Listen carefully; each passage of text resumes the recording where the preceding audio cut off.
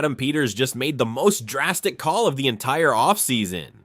Jeremy Fowler of ESPN, one of the most plugged-in reporters in the league, is saying the Commanders are not bringing in Brandon Ayuk right when the whole fan base already had this thing locked in.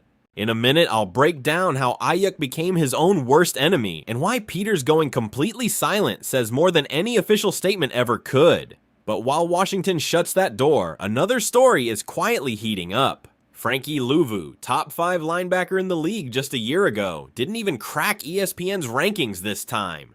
I'll tell you why that snub might actually be the best thing for Durante Jones, and the new role that could send him straight back to Pro Bowl conversations. And to close it out, there's a quiet roster battle brewing out in Ashburn, Dietrich Wise Jr. fighting to hold his spot on the 53, and a real breakout coming for Jalen Lane that almost nobody's talking about under David Bloff's scheme. Stick around, because this is just getting started. Raise hail. Okay, let's put this in context from the beginning, because some people only saw today's headline and don't understand the real layers of this saga. This is the latest chapter of a soap opera that has been cooking for months, and it started with a premise that sounded perfect on paper. The base situation was simple. Brandon Ayuk, wide receiver for the 49ers, got into a brutal conflict with his own organization. The 49ers voided the guarantees on his contract back in November for not showing up to rehab sessions, put him on the reserve list, and basically told the public he had played his last snap for the franchise. GM John Lynch said it without filter. That player was done with the 49ers, period. And that is where the connection comes in that lit up the imagination of the entire Washington fan base. Ayuk is close friends with Jaden Daniels going back to their days together at Arizona State, and when the first reports started circulating, Ian Rappaport of NFL Network himself said the general belief was that Ayuk was going to end up playing with his good friend Jaden Daniels on the Commanders. That was months ago. And since then, this became fanbase #1 fantasy in Washington, adding an elite-level receiver with a 1,200-yard track record to an offense that already has Terry McLaurin. The specific plan was almost textbook. Ayuk is still under contract with the 49ers, but in a complete standoff. As long as he does not report to the team facility, San Francisco is not obligated to make any decision on him. And as long as he stays on the reserve list, they do not have to pay him anything either. So technically, the Commanders could not negotiate anything directly yet because Ayuk still belonged to San Francisco. The plan, according to every report, was to wait for the 49ers to finally release him. And at that point, Washington would step in as a free agent and sign him. Simple, nearly guaranteed. Ayuk himself confirmed it in a video he posted to his own social media on June 25th, where he said word for word that he would sign with the Commanders the next day if the 49ers cut him that same day. But here is the real problem, the true obstacle nobody wanted to name out loud for weeks. Brandon Ayuk became his own worst enemy. I say that with the frustration of someone who wanted to see this work. In June, a California judge issued an arrest warrant against him on a misdemeanor exhibition of speeding charge, stemming from a video he recorded himself driving at high speed near the 49ers stadium. And instead of handling that with discretion, Ayuk started posting a series of increasingly erratic videos to social media. Videos where he seemed unaware he even had an active warrant. Videos recorded from a residence in Washington, D.C., literally asking his audience whether there really was a warrant against him. Nikki Javala of The Athletic had already warned about this weeks earlier, saying that what once seemed like a minimal risk option now looked increasingly concerning. And that line aged perfectly, because since then the situation has only gotten worse. And here is my honest opinion, no filter. I get the fantasy of adding Ayuk. On paper, a receiver with his talent next to McLaurin completely changes this team's offensive ceiling. But, and I say this as a fan who wants to win, not someone who hates Ayuk, there is a point where the risk stops being about football and becomes a risk about the locker room, about the culture, about what Adam Peters and Dan Quinn have spent 2 years building. Javala said it with surgical precision. The Commanders would need to feel incredibly confident that Ayuk is ready, physically and emotionally, not just to sign, but to commit to what they are trying to build. And honestly, man, every erratic video that kid posts makes that confidence look further away, not closer. The twist nobody saw coming is exactly today's Fowler report, because for months the consensus was that this was just a matter of time. And now the ESPN reporter is telling us he doesn't think Washington is in on this at this stage. That phrase matters. Fowler is not burying this forever. He is describing where things stand right now. The warrant, the videos, Ayuk's prolonged silence toward the San Francisco organization, all pointing toward the Commanders moving away from this possibility. And I think that is exactly the right call from the front office. Adam Peters' silence here is the real data point to watch. Peters did not come out to deny Fowler, and he did not come out to say they are still interested either. And for a GM who has been extremely active and communicative with the press all off-season, that silence says more than any official statement. When a team really wants a player, they leak positive information constantly to keep the narrative alive. When a team is stepping away, they simply let the silence speak for them. My personal take, and I know this is not going to sit well with part of the fan base that was already picturing Ayuk in burgundy and gold. I think Fowler is right, and I think Washington is making the correct call. Look, Peters has spent 2 years building something with a very clear identity. Players of character, players Dan Quinn can trust in that locker room.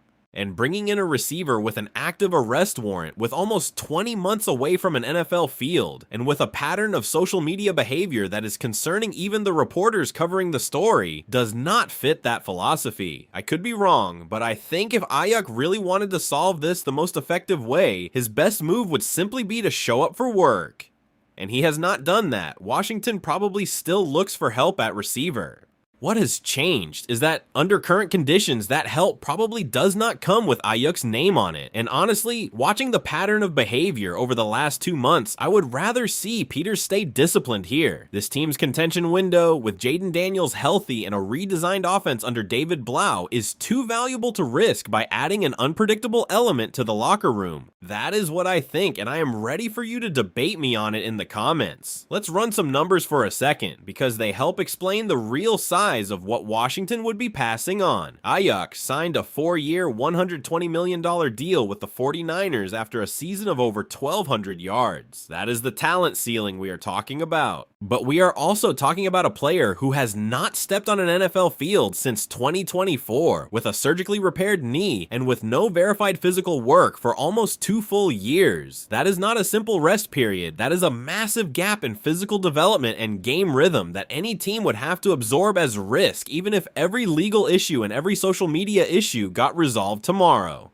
And that physical risk, stacked on top of the locker room risk, is what tips the scale completely toward caution for me. And I want to be fair to Ayuk here too, because this is not entirely on him. The 49ers put him in an impossible position by voiding his guarantees without releasing him, leaving him in a contractual limbo no player should have to face. But the way he chose to respond to that situation with erratic videos instead of showing up for work is what turned a business story into a character story. And that distinction matters far more to any serious front office than any receiving yard stat.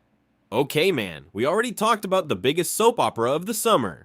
But I need us to move to another story that also leaves me with mixed feelings, because while some players generate drama off the field, others are out there, quietly, trying to reclaim their place among the best in the league. Let's talk about something that flew almost under the radar this week, but that, as an analyst of this franchise, I find extremely relevant for understanding where the Commanders' defense is headed in 2026. ESPN published its latest ranking of the league's best off-ball linebackers, and Frankie Louvu, who just a year ago was recognized as the number 5 player at that exact position, did not even show up. Not top 10, not even an honorable mention. I get why that happened. The 2025 season was a nightmare for Louvu health-wise. Injuries limited his production to 86 tackles and 3 sacks. Numbers well below what this guy is capable of when he is healthy. To put that in perspective, in 2024, Louvu had a second-team All-Pro season with a career-high 8 sacks, playing as the undisputed emotional leader of that defense. The year-over-year drop is dramatic, and ESPN simply reflected that in its ranking. But here is my analysis, and I want to be honest about this. I do not think this drop is a sign of real decline. I think it is exactly what it looks like, a year lost to injuries, in a contract that is also entering its final year of a 3-year, $31 million deal. And tactically, that combination is dangerous for any opponent who underestimates Luvu in 2026. An elite player in the final year of his contract who just got basically erased from the conversation about the best at his position is exactly the type of player who comes out to prove something on every single snap. There is another factor that weighs heavily here, the scheme change. New defensive coordinator Durante Jones is going to deploy Luvu primarily as an off-ball linebacker again, which is where this guy is lethal. Remember, Luvu built his whole career on perseverance. Nobody drafted him in 2018. He earned his shot with the Jets, broke out with the Panthers with back-to-back seasons of over 110 tackles, and that is what earned him the lucrative deal with Washington. This is a player who knows what it is like to be underestimated and to respond with real production. And I cannot talk about this without mentioning the arrival of Sonny Styles, the first-round pick who gives this defense another versatile second-level defender. The combination of a motivated, healthy Luvu playing the role he dominates best, alongside a rookie of that caliber, could be exactly the injection this defense needs after a 2025 that honestly was terrifying for the whole unit. My personal opinion here is direct. Bet on Luvu's bounce back. This is not a player who lost explosiveness due to age or physical decline.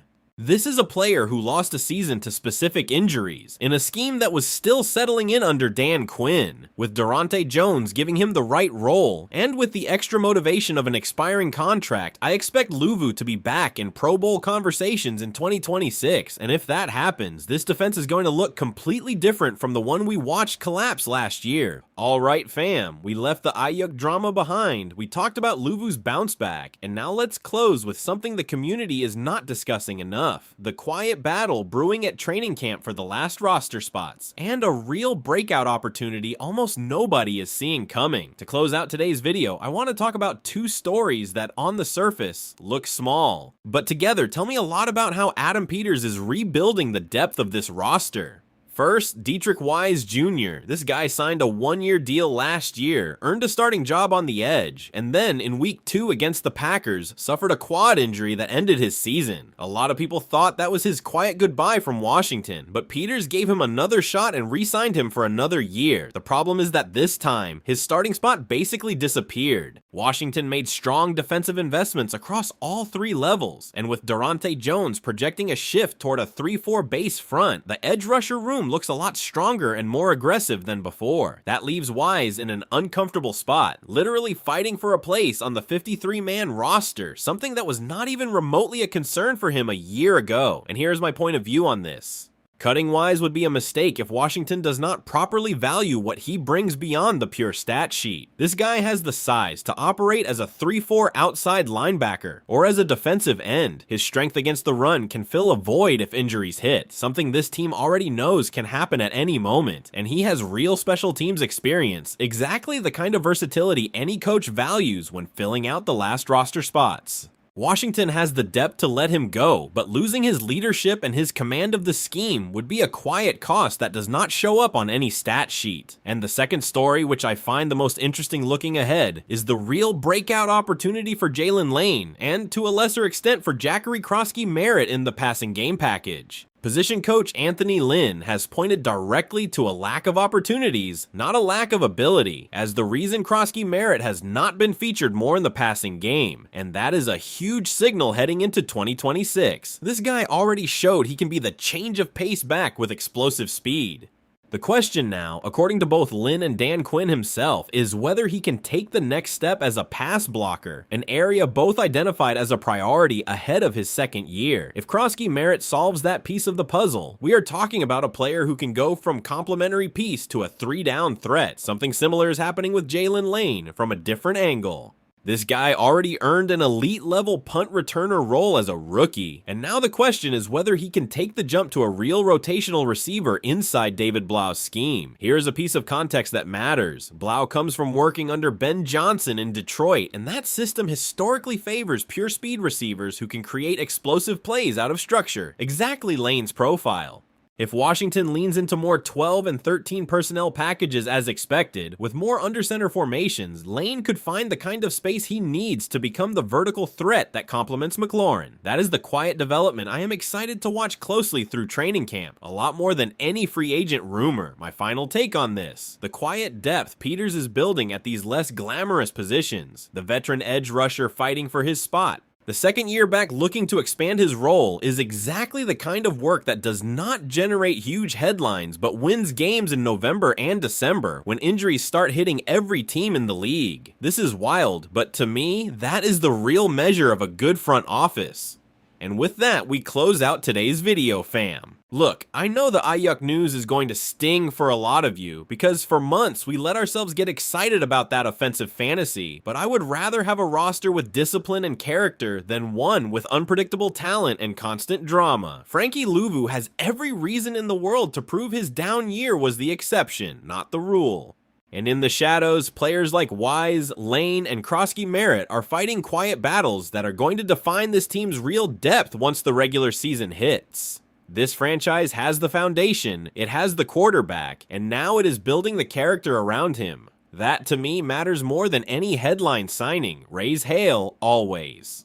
If this video gave you something, smash that like, subscribe, and tell me down in the comments. Do you also want the Commanders to stay away from Ayuk, or do you think Peters is missing out on a talent who could change the offense? I want to read every single answer. See you in the next one.